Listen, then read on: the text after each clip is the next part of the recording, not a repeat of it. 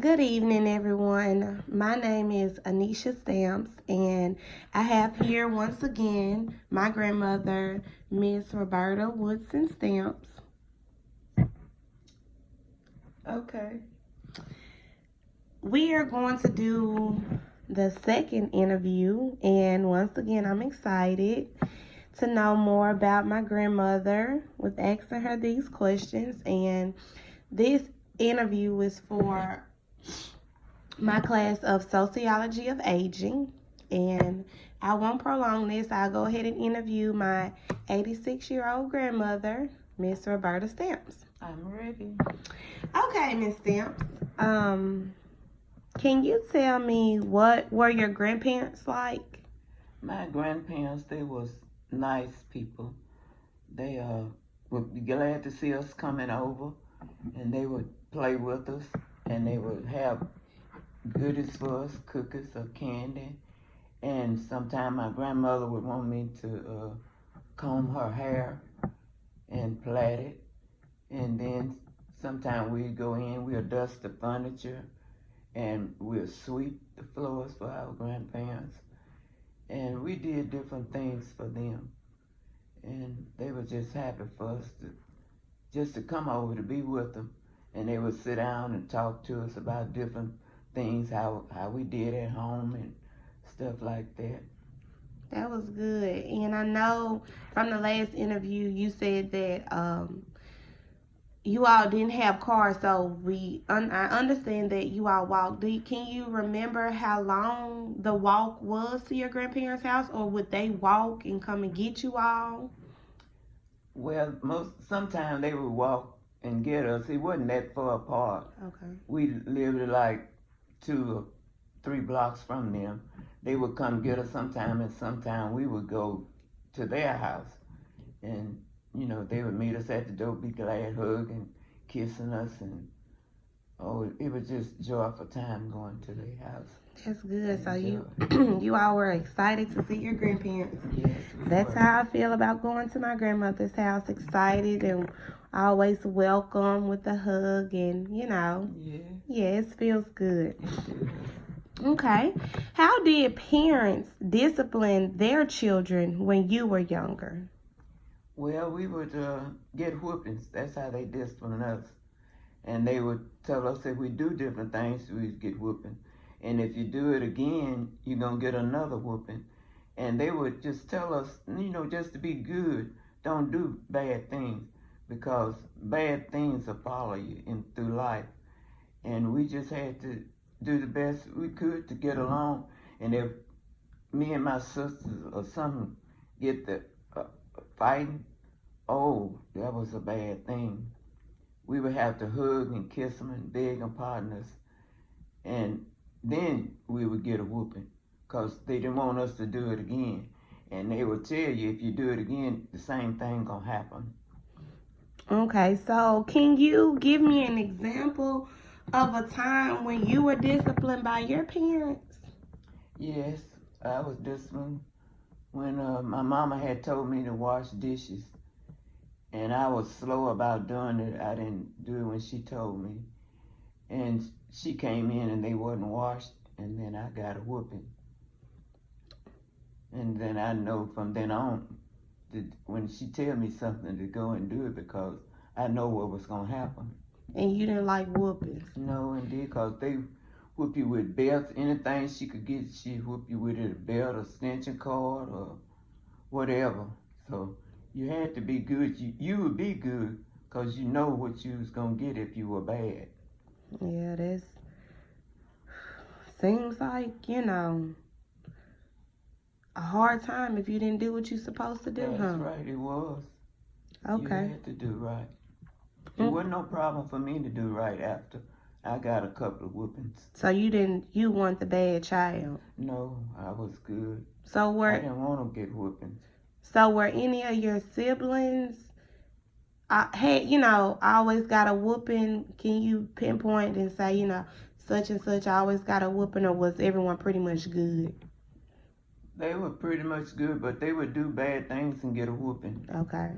So. Okay. Do you think younger adults and teenagers have respect for older or elderly adults? Uh, you talking about now? Yes, ma'am. No, they don't. They don't have respect for them. They curse in front of them, and they pass by you and won't even speak. And they see you in a van or something with groceries or something, and they won't even help you or nothing. They just pass on by and act like they don't even see you. Okay. So, can you tell me, how do you think that people's perspective of elderly has changed over the years? In my opinion, I think people's perspective have changed because how they are being raised, and they're not being raised like I was raised. They seem like to me they be raising themselves because their parents don't whoop them like we did, like I was whooped when back in the day. And that is really because these days you can't whoop them like you did then. If you whoop them and put a whip or a scar or something on them, you have to report to the police officer or something like that. And if you do it again, then they'll probably put you in jail. I mean, they will, because you just can't whoop them and raise them like you did. And anyway, since they can't, children mostly just raise themselves because the parents don't want to whoop them because they don't want to get in trouble. So, your parents could just whoop you and no one say anything. No, if that rule wasn't back then, you could raise children like they were supposed to have been raised. And that was honor and respect to elders and anybody else. You had to respect them. And you saying my generation does not have that. No, they are not trained like that, like I was. Okay. Okay. How did families and societies treat older adults when you were younger? When I was younger, they treated us well. Families did. They would they families would get together and help people do different things. So can you tell me a time where you helped the older person, or how you helped someone that was in need versus, how younger people do today? But when I was younger, I used to help people that lived close by me, like they be out doing different things, uh, taking in groceries, or either they was just sweeping their porch or different stuff like that. I would go over and ask them, did they need help? And I would do different things like that. Okay. So And and take at Walmart, I was out getting grocery. It was hot, and I had 4 or 5 bags, and some young guys passed by, and they were just looking at me. And I was sweating, and I was struggling, trying to get my groceries in my car, and they didn't even ask to help or nothing. just walk past Just versus if you were younger, you would have helped. I would have helped that person that was struggling. Ask them, do you need help? And us like that. That's a big difference from what we do today. Do you think that there are enough medical resources for the elderly? Yes, I do. It's enough these days. It considered to back when I was coming up, we didn't have medicine for different things. We had to use whatever we had, like castor oil. You take that for cold, and they would, if you had any fever, they would get common Christian leaves from outside and plat them on you and wrap you up, and that would get your fever down. And some more different things that they used to do, I can't remember. But in these days, oh, they have a lot of medicine and stuff for the elder. If you had a cold, you go to the store and you get some cough drops or cough medicine, and they got pressure tablets for you, and they have birth controls. Oh, they just have a lot of stuff for you now in these days. So basically, you all back in the day went off remedies. Right, that's what we had to use. What remedies that we knew of, and people would tell us to tell our parents to use. Yeah, that's a big change, because now if we get sick, the only thing we will have to do is, like you said, go into the store and get, maybe some Benadryl, a Mucinex, Yeah. and we will, in a snap of a finger. That is a big difference. Okay, can you tell me, what do you think about older men dating much younger women? I'm sorry, dating much younger men. I don't think too highly of that. I think it's wrong that they do that. But they do it. It's just they have disrespect for the younger people when they do that. That's wrong, and I do not approve of it. And I just, to me, it's just disrespectful, and God don't appreciate that. Them doing that, it's wrong. Okay, so I'm pretty sure you feel the same way about older men dating much younger women. I do the same, cause that's wrong. But the men, they be getting them young women's money, and they think that's they helping them out, because I guess they be in a bind, and that's why they, do it. And they show them that money. Show they gonna take money. That's what it's all about. Trying to live and be happy. Okay. So now this is a funny question for me to ask, but I'm pretty sure you'll agree with me, and I know my opinion. Do you think you act your age?